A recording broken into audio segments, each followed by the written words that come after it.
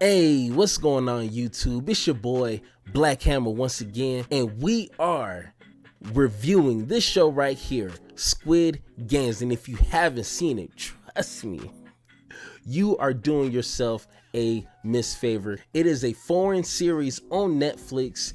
It starts a young man, and trust me, I'm sorry, I'm not going to butcher his name, but he is contestant 456. And just like any show that kind of have this premise, he is a dude down on his luck. He's broke, his mama doesn't like him, his daddy done already left him, and his friends kind of look down on him. Like he's a fun character to be around, but he's always asking for money. You know what I'm saying? Everybody knows that person. I mean, I was that person, but you know, he's asking for money and can't pay it back because one, he's working a dead-end job, and two, he's owing people money, thousands upon thousands of dollars. So he's constantly finding himself in a hole when it comes to financial. But he runs into a dude in a suit who says, hey, do you want to play a game? If you win, you will win some money, but if you don't, I'm gonna slap the hell out of you. Now, how many of us watching this right now would not turn that down? I know I would, but if he slapped me that hard, we might have to fight, and I might have to take the money out of his pocket. But 9 times out of 10, we're all going to take upon that challenge. But after getting slapped about 8, 9, 19 times in the face, he finally wins and is giving an opportunity to win like some sort of billions of dollars. You know what I'm saying? It's just, hey, come with us, call this number if you want to play and win X amount of dollars. Go ahead and make that call. And he does, which makes the show intriguing because 9 times out of 10, everybody would take that opportunity. Even people who already have money will want more money. And it's like, hey, we're just playing games. We're playing kid games. I don't know why I started talking like that, but just to play some kid games like tug of war, red light, green light, games like that. Why not?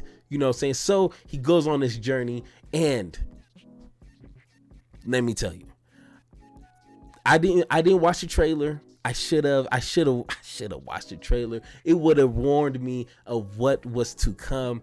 I watched it. I was 35 minutes in, eating my dinner with my wife and kids, and then red light, green light, they were playing that game, and I promise you, I was not expecting to see what I seen. It was I don't even know what word to say. I don't want to say a word to get me in trouble with the YouTube guys. It was out of control. We had to pause the show for about 15 minutes to understand what the hell we just seen. It was that bad. But of course, just like people, we have to see the car crash. We have to see the aftermath because that's just kind of how weird we are. But nevertheless, it made the show intriguing, and we just kept watching, We were hurt.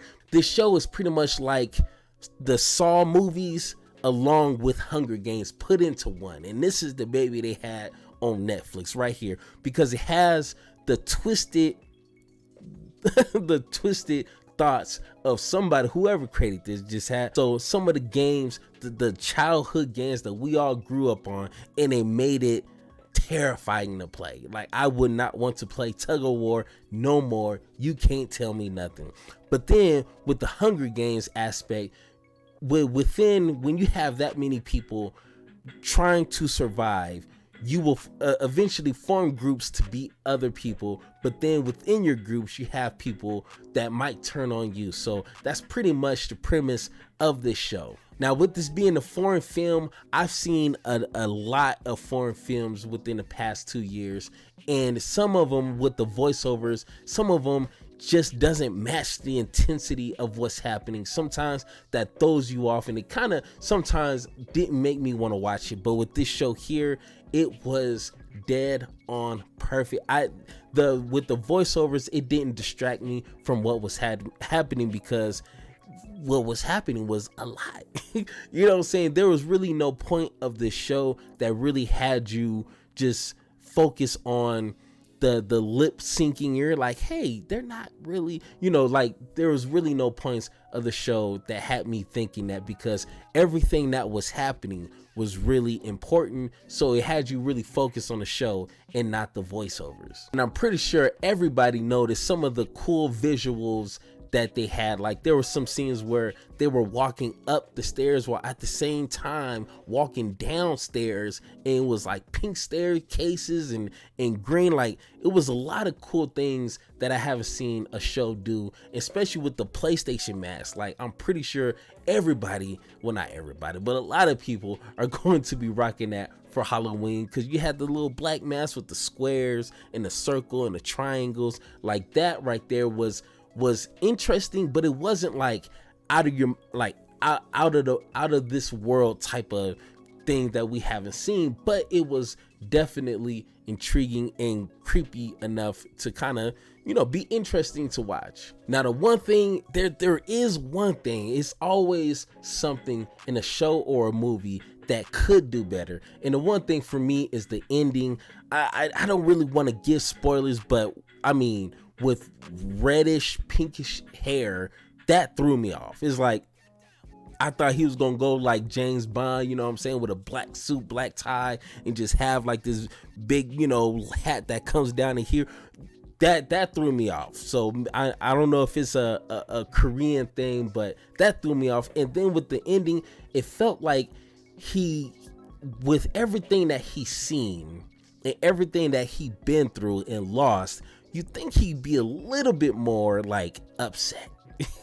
You know what I'm saying? Like more vengeful, like I'm going to spend every single dollar I have to take you and your organization down. But it felt like he didn't really bring it up to that level. He was like, why are you doing this? Like, no, you shouldn't be doing this. No, you killed a lot of people and you're gonna keep doing, like it just felt like he didn't finish strong. You know what I'm saying? The show had a really strong start, but at the end it felt like it just kind of just let the foot off the gas and was just like, yeah, it's gonna be a season 2 type thing. You know what I'm saying? Like season 2, we're not gonna put too much into the ending, and it worked. Like everybody's gonna be watching out for season 2, but the ending felt like it could have been a little bit more thoughtful and more effort put into it. So overall, I think the show is pretty daggone tight. I don't have a rating system at the moment. I am going to come about that